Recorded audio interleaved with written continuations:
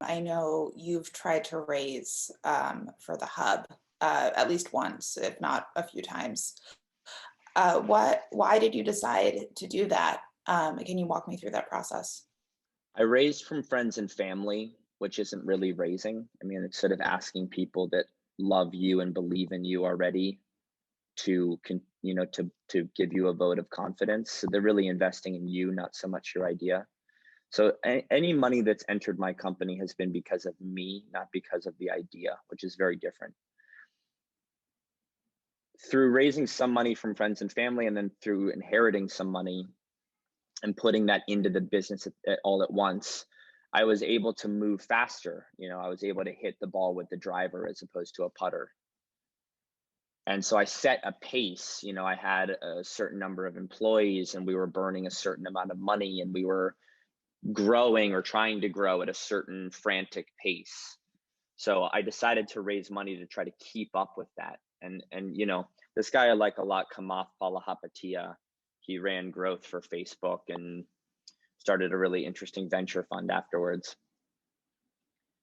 He describes venture capital, at least present day venture capital, as a Ponzi scheme. A company is not profitable, they're losing money hand over fist, and investors are picking up the tab, but they're growing. And then those investors pass it along to the next investors. They call up the bigger fund and they say, hey, one of our companies is doing really well, you guys should really invest.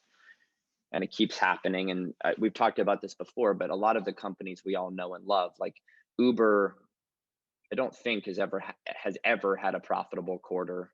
And certainly the vast majority of their quarters have been in the red, billions of dollars. Like they lose billions of dollars a year.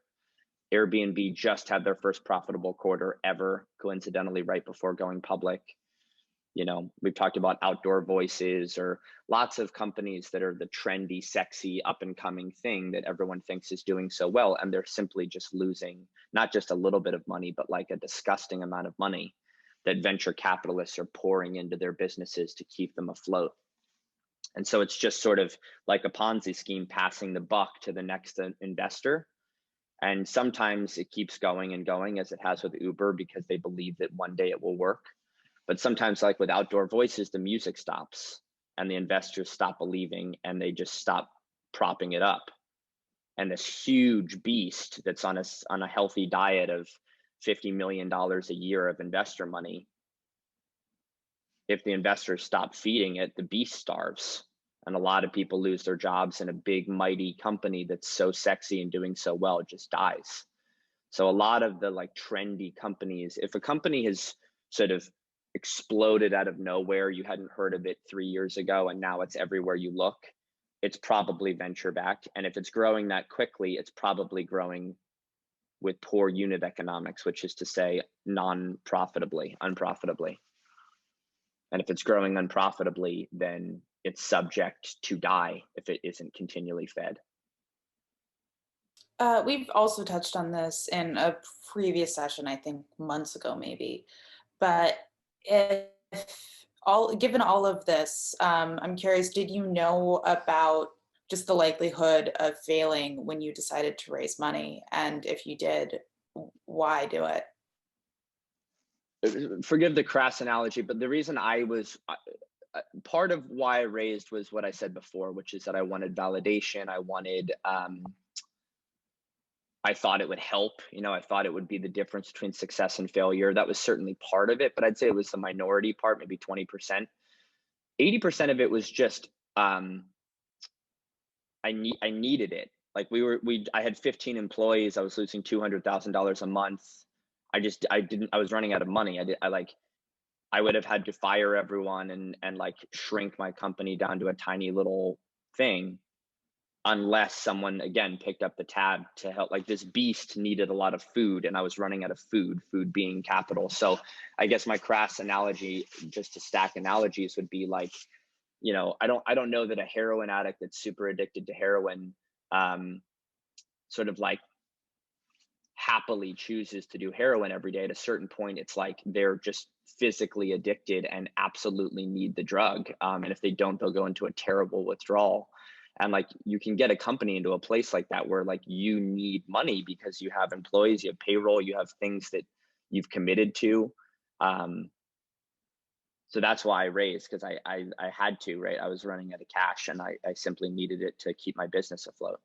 Was there anything striking you learned from not raising at all? A lot of people think that, they'll learn something really big once they achieve something, but I'm curious if you learned anything Yeah, from I that. mean, so just to be clear, I failed to raise, right? I went out, I tried to raise almost $3 million. I got some interest, but basically, if you zoom out, it was a pretty resounding no. I talked to almost 40 investors, and almost all of them said, no, and many of them said it very quickly, like it wasn't even close. So that was very humbling for one thing. And that can be bad because it really damages your self-esteem, but it can be good because it makes you reflect. But I think I had to sort of cut a lot of fat. And I guess maybe more to the point, I had to cut a lot off of my company, and I didn't know if it was fat or muscle. And I think what you learn is that most of it's fat, right? Like you lose track of what's fat, what's muscle, what's serving your company, what's not, what's mission critical and what isn't, right? You convince yourself, otherwise you wouldn't put these things in motion. You convince yourself that you need it all. It's sort of like, if you've ever like gone to your closet, I don't know about you, but during COVID, I've sort of worn the same thing, as is evidenced by these videos where I'm wearing the same thing every time. We, believe it or not, don't film it all on the same day. I just wear the same thing every day. So I got back to my apartment in Brooklyn, and I look at my closet that has, 40 articles of clothing. I'm like, I don't need all of this, right? But you convince yourself that that's normal, that you do in fact need 40 options. I think you can do that with a company where you convince yourself you need a certain number of employees and to be doing a certain number of things, and you put all this stuff in motion. You habituate, meaning you normalize to having that many people and moving and operating in such a fashion. And you're like, this is what I need it. And you simply don't, right? Like you realize that the core function of the business is just but a fraction of that. So having to go through the really painful exercise, sort of like, people that help you get rid of clothes will tell you, turn all the hangers one direction, like facing into the closet. And then if you wear it and then put it back on the hanger and flip the hanger around so it's facing out. And then at the end of a year, throw out everything that's still facing in, because you didn't wear it in a year, so you shouldn't have it. And what you realize is like you don't wear 60% of your closet ever. And it's the same thing with a company. Like when you're forced to get rid of a lot of stuff and like tighten the beast, you realize that you didn't need most of it, and that your core business was actually resting on but a few blocks. So it's a pretty useful exercise. It's hard because that involves letting people go. I had to back out of a lease, which was embarrassing. There's a lot of failure and embarrassment and also harming other people, which I obviously really don't like doing. But I think just to take that to one side, you learn a lot about like what actually is fundamental to your business. And so you can build from that very lean position of strength, as opposed to building on fat or building on ground that isn't as fertile. Knowing what you know now and having gone through what you have with the hub, would you try to raise again? I'm sorry, I guess I'm full of analogies today. I think like, raising money, again, it's the golf analogy. It's just a different visualization, but it's like making 10,000 photocopies of a single thing. And if like one comma is missing, now you have 10,000 photocopies where every single one of them has that same comma missing. And if you realize it, you're like, fuck. You either have to recycle all 10,000 pages or go with a pen and add each one by hand. So I think I would raise, but I would be incredibly disciplined about making sure that whatever it is that I'm about to scale, whatever it is I'm about to copy paste, however I'm about to grow, is something that I've proven is like fundamentally very, very, very, very sound. Using data, you know, is what I'm doing at a small scale working incredibly well, such that when I really add a lot of scale to it when I add a lot of money to grow that I'm growing something that is really good and tight and well executed, and that I'm not simply copy and pasting mistakes. So I wouldn't raise unless I felt like my fundamental business was like 2% body fat, you know? How far away do you think the hub is? Do you ever kind of, you know, gauge it by those metrics? Yeah, I mean, I'm dealing with this right now. Like a lot of trends that I have, we've only been doing this video series for a year or whatever, or not even 6 months or something, but I've been babbling about certain trends like in housing where brands fire their agencies and build a creative agency in house. I've been babbling about um, the demise of the modern agency for 5, 6, 7 years. And a lot of trends that I've been talking about are happening right now in a big, big, big, big way. Because as people are probably tired of hearing, COVID has accelerated a lot of trends. So a lot of the instincts, a lot of the insights I had that caused me to start my business, a lot of those insights, the trends they were based on are happening faster and faster. And so my instincts are firing. Like, I wake up in the morning, I'm like, I gotta go, I gotta go, I gotta go. Like, now's the time, now's the time. And so that's when the temptation to like get the bigger golf club, to put jet fuel in the engine, like you want bigger, like it's gotta be bigger.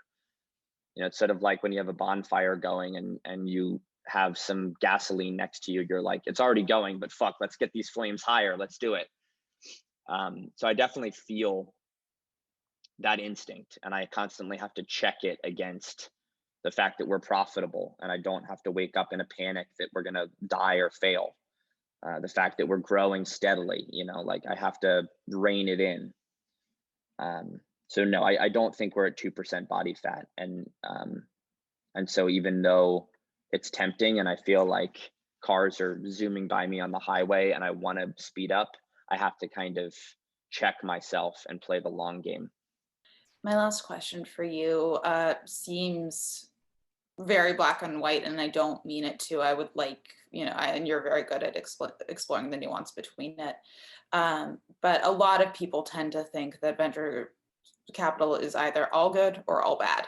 And I'm curious your thoughts on whether it's a mix of both, if it's circumstantial, if it's a gray area in between. If you're right. I think as with most things, the answer's in the middle. If I had to pick an extreme, I'd say it's all bad. Um, it's closer to that end of the spectrum. I just think most of venture capital is highly speculative. There's a dynamic within venture capital that we didn't discuss that contributes to the statistics you mentioned earlier, is that 75% of venture-backed companies fail. 75% of venture-backed companies fail. Venture, the way it works is they might make 60 investments out of a fund, and their plan is for 1 to 3 of them to return the entire fund.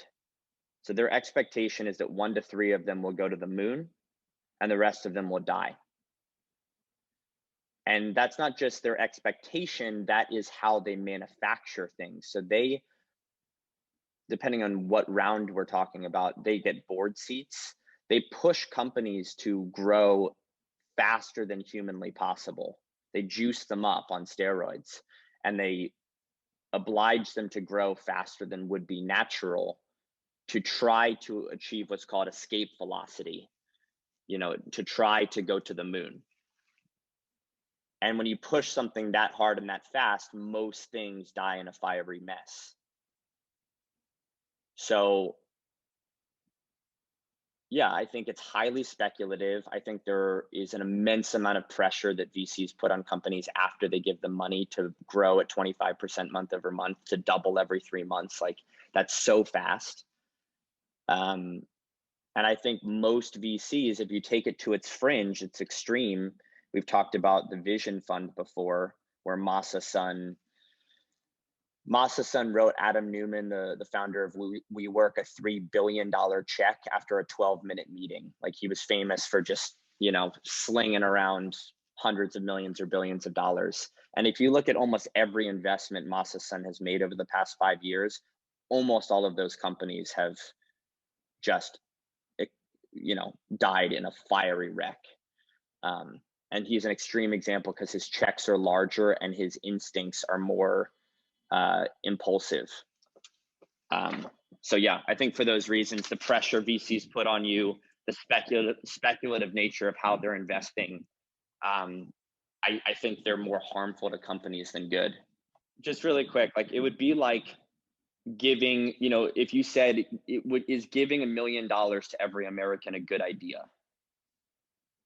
And the reality is, like, some people have the discipline because they know how to save and they know how to be frugal and they know how to be modest and so on. They could handle that. They could handle getting $1 million and like mostly live the same life, maybe a few more things that are nice and pay off some debt and whatever, but mostly live the same life. But a lot of people would just go and blow it on, drugs and strippers and, like all the vices of this world and buy a Lamborghini. And, when you look at college athletes who came from nothing and get a professional contract for $20 million. Like so many professional athletes, like football players, are broke now after their 10-year career because they just didn't know how to manage the $42 million that they were given. So most humans aren't capable of taking a huge cash injection and just like being okay. It fucks with their head. And most companies don't know how to take a huge cash injection and just like stay with the fundamentals. They get a little nutty and they spend money they shouldn't at a pace they shouldn't, and it kills them. To bring it back to venture capital, just for the last question, given your instincts and the way you've been kind of moving both in these talks and with your company overall, do you think a reckoning is coming with regard to venture capital funding startups, or do you think we're still a ways off from that? A correction's already happened after WeWork. Like WeWork was enough of a disaster where it was valued at $50 billion and then crashed to 7 billion overnight because it was so speculative and so propped up and so mismanaged. That VCs already are holding companies much more accountable to what I would call business fundamentals, the unit economics of a business, how sound the business model is a lot earlier. They're not just like taking bets and spraying money around quite as liberally. But I think another wave of it might be coming because so much money's entering the private markets right now because of all the unrest in the world. So yeah, I don't know, Ella. I don't know enough to say for sure, but people that I trust or look up to that are much closer to the venture scene think that, quote, ventures lost the script and that, it will be changed or dismantled or altered in some way in the next 5 to 10 years. I don't know enough to say, but it seems quite broken, and people far smarter than I seem to think that something needs to give because it's just not sustainable.